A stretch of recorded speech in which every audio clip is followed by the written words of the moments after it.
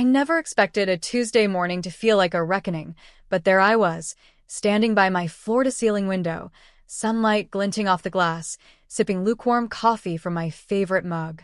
My name is Olivia Hayes, and on paper, my life looked perfect. Corner office, promotions, a wardrobe that whispered elegance with every silk blouse. But perfection is a funny thing. It can hide a storm. My phone buzzed insistently on the marble counter, dragging me from the haze of my thoughts. The name flashing on the screen made my chest tighten. Dad. I hadn't spoken to him in years, not since that day. That day when my father, carving the Sunday roast with that same meticulous precision he applied to everything, told me to get out.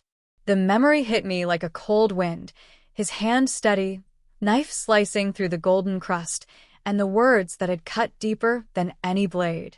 I set down my coffee and let my fingers trace the edge of the windowsill, feeling the smoothness of the glass against my skin, grounding myself. I hadn't called him, I hadn't thought about him much, and yet here he was, pulling the past into my meticulously built present. A pang of ironic amusement flickered across my mind. If he wanted to see what I had become, if he thought he could intimidate me again, he had no idea. I had a story he never expected, and secrets he didn't deserve to know. The screen pulsed again. My heartbeat matched its rhythm. It was time to decide. Answer, or finally step out of the shadows he cast. I was 19 when it happened, young enough to still believe family love was unconditional, old enough to know that sometimes it isn't. My parents' house smelled of roasted garlic and thyme, the comforting aroma that had once meant home. But that Sunday, the warmth was gone, replaced by tensions so sharp it could slice through bone. I remember the way my father, Mr. Hayes, held the carving knife that morning, like a conductor commanding an orchestra. Every motion precise, deliberate, almost ritualistic. "Olivia," he said, without looking at me, "get out." My hands shook. My throat tightened. I wanted to argue, to remind him I was still his daughter, still the girl who had spent Saturday mornings baking bread with my mother. But words caught in my throat, heavy with years of frustration and silent judgment. I glanced at my mother, who avoided my eyes, trapped somewhere between loyalty and fear. It was then my grandmother's words echoed in my mind. "Don't wait for permission to live your life. Take what you need and make it yours."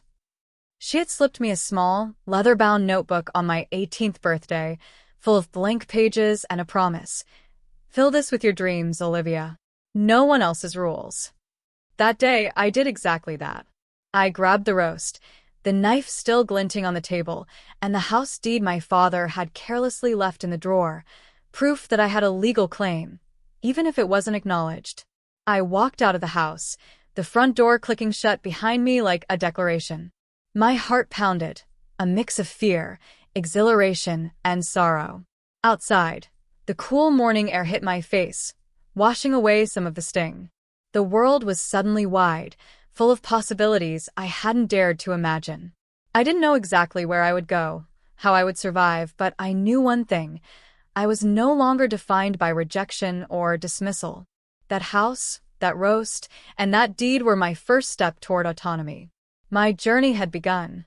Leaving home was terrifying, but it was also liberating. I rented a small apartment downtown, peeling paint on the walls and a leaky faucet in the kitchen, but it was mine. Every morning, I reminded myself that survival wasn't just about food or shelter. It was about reclaiming my identity. The leather-bound notebook my grandmother had given me became my compass. Each blank page I filled with goals, ideas, and sketches of the life I wanted. I landed a temp job at a marketing firm, barely enough to pay rent, but it was a start. My boss, a woman named Margaret Simmons, noticed something in me, a quiet persistence, a spark of creativity she hadn't seen in younger hires before. Margaret became my mentor, offering guidance, subtle challenges, and sometimes the gentle push I needed to believe in myself. The nights were long. I'd stay up after work, drafting proposals, learning new software, and teaching myself the intricacies of social media campaigns. Often, self-doubt crept in. Did I have the right to dream this big? Could I really succeed when my family had made me feel disposable? But each small win reminded me that I wasn't just surviving, I was building. The first big client I landed felt like a victory beyond numbers. Seeing my ideas come to life, knowing companies were trusting me with their brands, filled me with a quiet pride I had never experienced before. The first profitable project, the first bonus, the first recognition from colleagues, they were stepping stones, each one erasing a bit of the fear I carried from home. I made a conscious choice to keep my success hidden from my family. The thought of sharing my wins with them stirred memories of that Sunday morning, the sharp words, the cold disapproval. Instead, I posted modest updates online, vague and understated, never revealing the scale of my accomplishments. It was a secret strength, a world I was creating for myself, independent of their approval or judgment. Over the years, I went from a struggling 20-something to the founder of my own boutique marketing consultancy. My office was small but elegant, adorned with art I had collected during travels, framed awards, and the soft glow of desk lamps that illuminated contracts, proposals, and plans for expansion. I had made it, quietly, determinedly, without asking anyone for permission. Yet, even as I built this world, the memory of that Sunday lingered, a shadow at the edge of my victories. It reminded me of why I worked so hard, why independence tasted so sweet, and why I would never let anyone dictate my worth again. It was a crisp Saturday morning when they showed up, my father, my mother, and my younger brother, Ryan. I knew they expected a version of me that still carried that 19-year-old fear, that hesitant girl who had walked out with a roast and a deed. Instead, they found Olivia Hayes, independent, composed, and undeniably powerful. I invited them into my office, a space that had once been nothing but a dream scribbled in a leather-bound notebook. The walls gleamed with abstract art I had collected during business trips, each piece reflecting the chaos and triumph of building something from nothing. My desk, organized and elegant, held awards, contracts, and folders that represented years of relentless work. They paused at the door, taking in the surroundings in silence. My father's jaw tightened, a flash of recognition crossing his face that he hadn't expected to see. My mother's eyes widened, a mixture of astonishment and guilt playing across her features. Ryan looked at me with disbelief, clearly caught between admiration and confusion. I gestured for them to sit, letting the moment linger just long enough for them to feel it. The shift in power, the unspoken truth that I was no longer the girl they thought they knew. "Do you remember the day I left?" I asked, my voice calm but carrying an undercurrent of steel. "The day you told me to get out as you carved that roast?" My father's hand twitched slightly, but he remained silent. "I took that roast," I continued, letting a small smile touch my lips, "and the house deed. But what I really took was the lesson you never gave me, that I could stand on my own." I paused, letting the weight of my words sink in. Then I dropped the truth they hadn't seen coming. "I've built this company from the ground up. I own the building we're in. I've created opportunities one never asked from you, and I've done it without waiting for your approval." Their reactions were instant and raw. My father's face flushed with shame, eyes darting away as if avoiding the reality he had dismissed for years. My mother's hand flew to her mouth, tears glimmering as remorse softened her expression. Ryan's jaw dropped, his youthful certainty replaced with awe. I let them sit with it.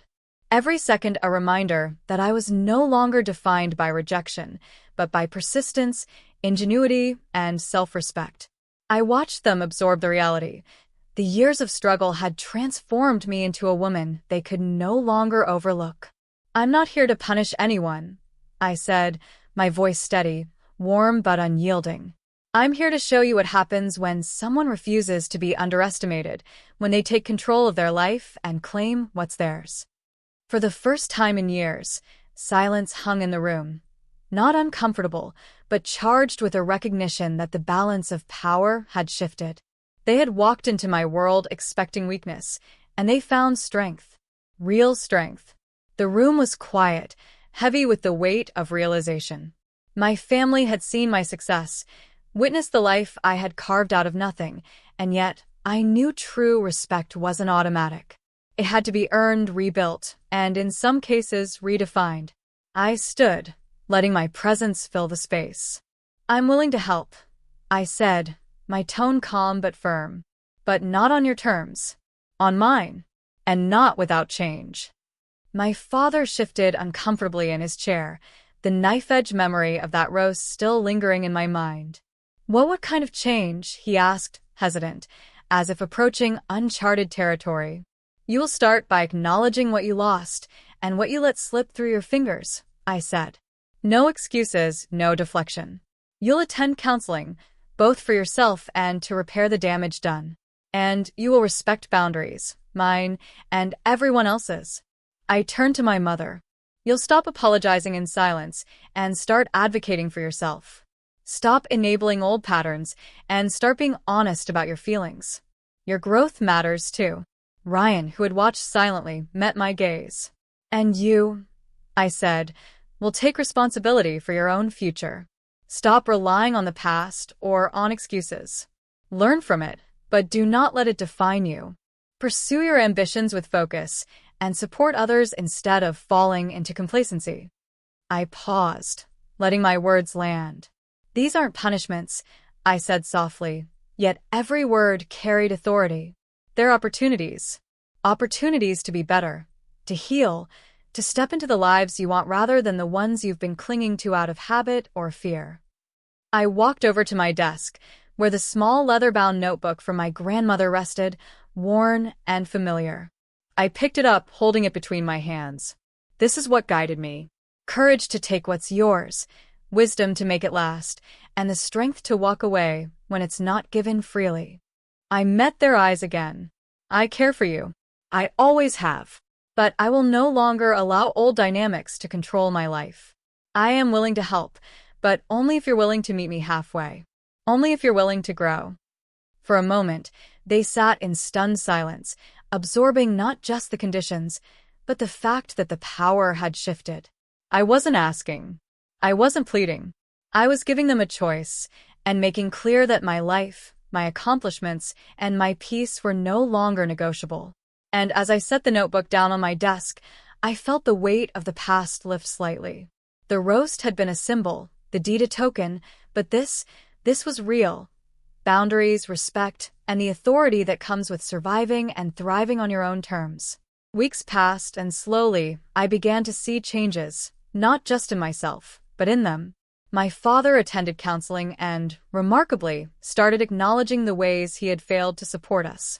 My mother began asserting herself in small but meaningful ways, no longer shrinking into silence. Ryan, once hesitant and unsure, started taking responsibility for his own ambitions, making decisions that reflected both maturity and courage. I watched from a distance at first, letting them prove their willingness to grow. It wasn't perfection, and it wasn't immediate. Change never is. But each step they took toward honesty, accountability, and self-improvement reminded me of the power of persistence and the importance of boundaries. Sitting in my office one evening, the city lights flickering through the glass, I picked up the leather-bound notebook my grandmother had given me all those years ago. Its pages were filled with the dreams, fears, and victories that had carried me through nights of doubt and mornings of relentless determination. I ran my fingers over the worn cover, a smile tugging at my lips. That little gift had been more than a notebook. It had been a compass, a reminder that the world didn't hand you your worth. You claimed it, fiercely and unapologetically. And I had. I thought about the roast, the deed, and that pivotal Sunday morning. What had once been a moment of rejection had become the catalyst for everything I had built. Every struggle, every late night, every risk I had taken, it all led to this: independence, respect, and the ability to face my family not with anger, but with clarity, strength, and compassion. I leaned back in my chair, taking a deep breath, letting the quiet hum of the city remind me that I was exactly where I was meant to be. I was no longer defined by the past, nor limited by anyone else's expectations.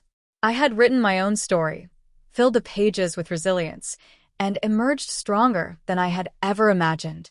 And as I looked out the window, I whispered to myself, a quiet affirmation of the woman I had become. I take what's mine. I stand by my truth, and I will never be underestimated again. It was my final statement to the past, to the doubts, and to anyone who thought they could dictate my worth. And in that moment, I knew, fully and irrevocably, that I had not just survived. I had triumphed.